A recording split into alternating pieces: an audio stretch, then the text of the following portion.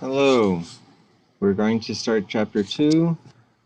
This is again the video overview, video lecture of the chapter. As you saw in chapter 1, they're very brief.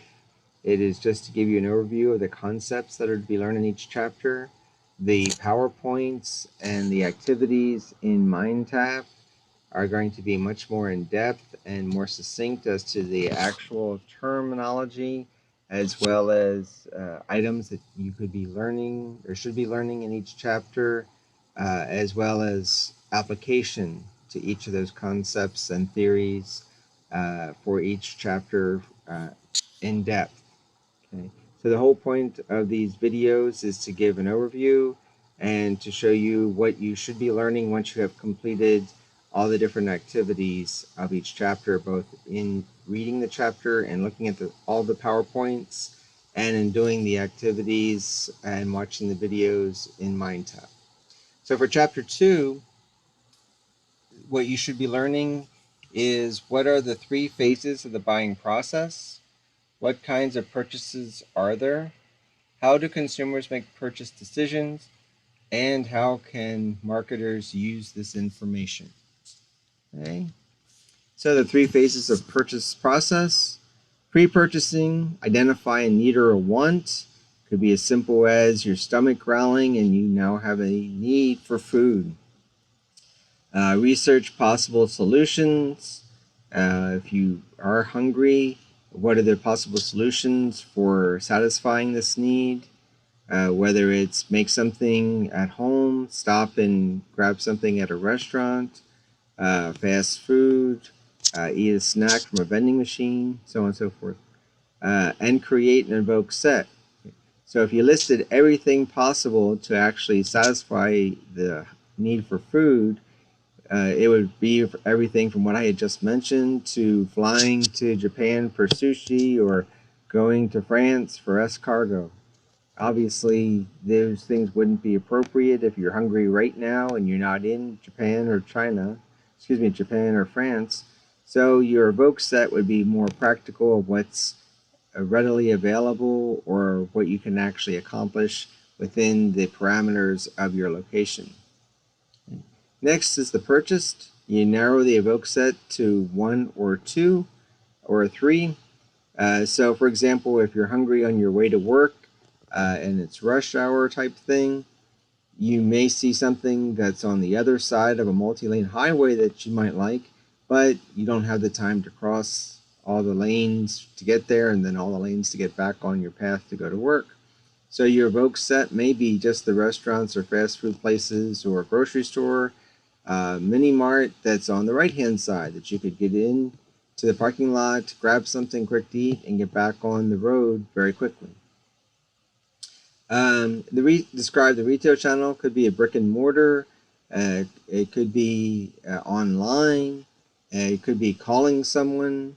Now all the grocery stores seem to have where you can order your food online and pick it up when you get there. They'll come out and actually put it in your car for you. So all those are different types of retail channels. And post-purchase decision.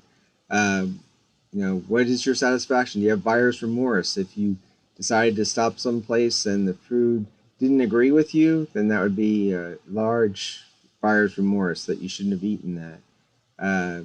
If it's something that's very expensive, if you decide to purchase a new vehicle and all of a sudden you get the first payment and it's well beyond what you're accustomed to paying, you might have a lot of buyer's remorse in that case. If you don't have any buyer's remorse, you stop, you grab something to eat, it was good, it agreed with you, everything's great, you have energy now to get going and you're not hungry anymore. You might tell people, especially if it's the first time you've eaten there, if it's a brand new restaurant that just opened up, how good it was, and you might even go online and give them an evaluation and tell everyone how much you enjoyed it. And then it might even go viral at that point. Different types of purchases. B2C is business to consumer. This is how we as consumers buy things. You go to the grocery store, you go to the shopping centers, you go to specialty stores. If you're buying tack or if you're buying a musical instrument, that might be a specialty store versus going and buying groceries versus going and picking up a candy bar at a convenience store. B2B is business to business. There's three different types. The straight rebuy, this might be at your store or at your work where you just buy copy paper and it's just a standard order. Every month you order new copy paper. Modified rebuy, this might be something that has changed. You might have 2 copiers now instead of 1, so you have to double the amount of copy paper you order. Or there might be something new that you purchased that you're having to look at buying something a little bit different. So if you bought a new printer that requires a certain type of paper instead of the standard copy paper, this might be a modified rebuy in that case too. A new buy, this would be something that you've never bought before, so the company would research it to see who the best supplier is and what the best product is for the price. Action then is actually purchasing it, adding to the cart, and click to buy. Online, we've done that, thousands of times. Versus 15, 20 years ago, if you said click to buy, people would look at you like you're very odd because no one would understand what that means. Needs some thought. Again, this might be a modified rebuy or a new buy. Needs a lot of research, would be probably something that's very expensive as a new buy that you haven't done before, and you need to find out exactly what all the options are and possible purchase decisions would be. Motivation. Why do we do the things that we do? Maslow came out with a hierarchy of needs. It's in a pyramid form, and you can find this in the textbook. The first level, the one that's the base of the pyramid, is this physiological needs. The first thing we need is oxygen. If we are drowning, and we're not thinking about anything else except how to get oxygen.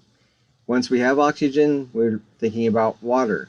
So if you're in the middle of the desert, you have plenty of air to breathe, but if you don't have anything to drink, that's all you're thinking about. Next is food. If we have oxygen and water, then we see that we're hungry, so we need to get food. Once all the physiological needs, and this is only the first 3, there are many more, that are met, then we would go on to safety needs. Security, both physical and financial. Are you safe where you are? Is your home safe? Do you live in a safe neighborhood? When you go to work, is it a safe travel to work and from work? All these things are being thought about. Is your financial needs met now and in the future? Do you have a retirement plan? Do you have enough money from paycheck to paycheck to pay the bills and to buy the physiological need products? And so on and so forth. Once those 2 are met, then you have the belongingness, love needs. These are the time spent with family and friends. This time of the year when I'm recording this is a couple of days before Christmas. So people are getting together with family and friends and enjoying one's company. Once those are all met, you may move on to esteem needs, prestige, and accomplishments. These, at this stage, people are looking at, employee of the month, or the corner office, or the top floor, or the most windows in their office. It could be something as simple as a plaque on the wall or an employee parking spot that you've accomplished. But these people are the people that are in this phase of esteem needs are motivated by having their peers recognize them as having major accomplishments. The last one is self-actualization, achieving full potential for the betterment of society. The grand examples are Nelson Mandela, Gandhi, Mother Teresa.